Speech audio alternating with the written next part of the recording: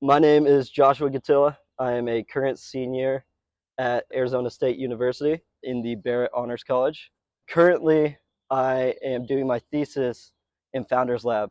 Founders Lab is a great program where you can start a business as your thesis. Other than that, I started the Space Business Association at ASU when I was a sophomore in college, and my business came out of the SBA as a space-themed streetwear and entertainment brand.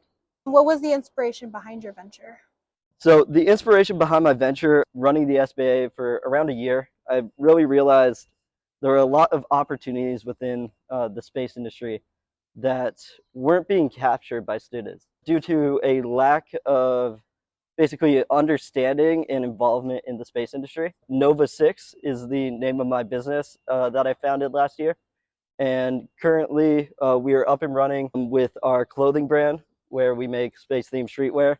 And then we have our media on all of our ads, which is Nova 6 Official. Right now, you can go on Instagram and see some of our media. We post educational reels that also capture your attention. And we have a podcast coming soon where we will be interviewing some of the guest speakers that have come into the Space Business Association. So as a business owner, everyone has their why. So what was your reason or motivation for choosing the unconventional route of being an entrepreneur? I would say I've always been into entrepreneurship at some level. So there was this one class I took sophomore year of college. It was taught by Jim Bell and a couple other professors. It was called Space Entrepreneurship. When I was a freshman, I took a bunch of entrepreneurship classes as my electives, just because it was interesting to me. It seemed like a fun elective to take. I saw that class on the class roster, and I signed up for it, did not know what I was in for at all. Get there on the first day, we're at this giant round table, nice chairs in the ISTV building, which is the space building at ASU. So I get there and they kind of explain what the class is going to be. And the class, basically, we were supposed to do a pitch, and throughout that class, we could pitch anything we wanted as long as it was related to the space industry. So you could pitch a fake space company or a real space company. I remember one student ended up pitching, I think it was the arc reactor from Iron Man. Forgive me if I got that wrong. We ended up pitching a new way to get to space, which is a giant space slingshot that was in orbit.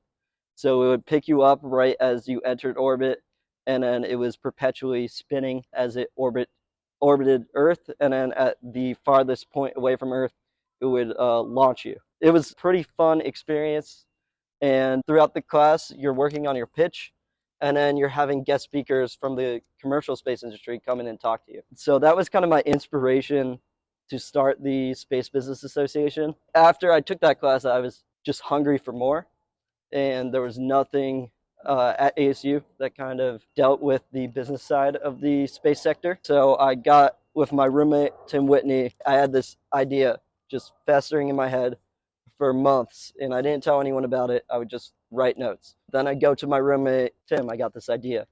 And then I pitched it to him. He was like, I love it, let's do it. He became the vice president of the Space Business Association while I hold president position. And then we reached out to some of our professors to introduce us to professionals in the industry. I believe our first guest speaker was Tamibi Abaganda. She was an amazing guest speaker, did a great talk on space policy and space real estate. It was the very first event within the SBA, and she just kicked it off with a bang. So we had a newfound inspiration after that point. After that, we started booking some bigger names. We booked another space lawyer that first semester. One of our executive board members had a connection with Jim Cantrell. So Jim Cantrell is the CEO of Phantom Space Corp and the co-founder of SpaceX. We ended up getting him as a speaker booking. After that, we ended up getting a lot of clout in the organization, in the student body, because we had the co-founder of SpaceX come in. There was buzz going around about our organization, and then it was a lot easier to get guest speakers because we had a big name on our guest speaker roster and in our advertisements. We have booked 8 CEOs and founders of space companies, and they have all come in. So we're on our last 2 speaker bookings. and those are two government officials are coming in for those. It is just blown up from there. Before we booked Jim Cantrell, I came down with sepsis. This is kind of the turning point in my entrepreneurial journey where I kind of switched gears. This was first semester of my junior year, kind of in between Jim Cantrell and our first two guest speakers. There was this strep throat virus going around, a new strain of it, and it was super strong apparently. And I ended up contracting that because my immune system was down. At that time, I just doubled down on the SBA, grew it to what it is now, developed the brand, developed the community, and got some more guest speaker bookings, and just expanded the team. That whole experience was really changed my life. I guess for the better. I wouldn't I would not wish sepsis on my worst enemy. Worst experience ever. If it gets that bad, it's terrible. But I wouldn't change anything about it because it changed my life. Before I got sepsis, I was at peak, like the most fit I've ever been in my life. So I was like, how could this happen? Then it set me back because I'm losing all this muscle because I couldn't work out or anything. I'm losing all of this muscle, so I have to basically start from ground one again. So that's why I kind of live by this term. It's mens sana in corpore sano, and that means a healthy mind and a healthy body, and that's Latin. After sepsis, I was getting really into philosophy, Stoicism, other works. Reading that line resonated with me. To be an entrepreneur, you have to have a certain amount of discipline. If you don't have the discipline it takes to stay true to your vision, kind of work it out, do what needs to be done to build the business, then you won't succeed. So, one part of that is to build discipline like that. A great way is to stay on a strict workout routine. So, keeping your body healthy means you're keeping your mind healthy. That right there is what I still live by. And right now, I've been doing these things called 6 week challenges. Really, just to push myself.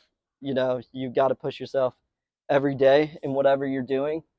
Doing those, you can apply it to any concept. Doing those, you will see exponential growth when you do those 6 week challenges. Say you want to get better at branding, 6 week challenge, 1 hour a day, 5 days a week. Just take a course, read a book, or just work on it in Canva, Photoshop, or whatever you use. You will see exponential growth from week 1 all the way to week 6. After my first semester of founding the SBA, I kind of saw the potential within the space industry, which there is a lot of potential in this industry. It's like getting into the internet right when it first started booming.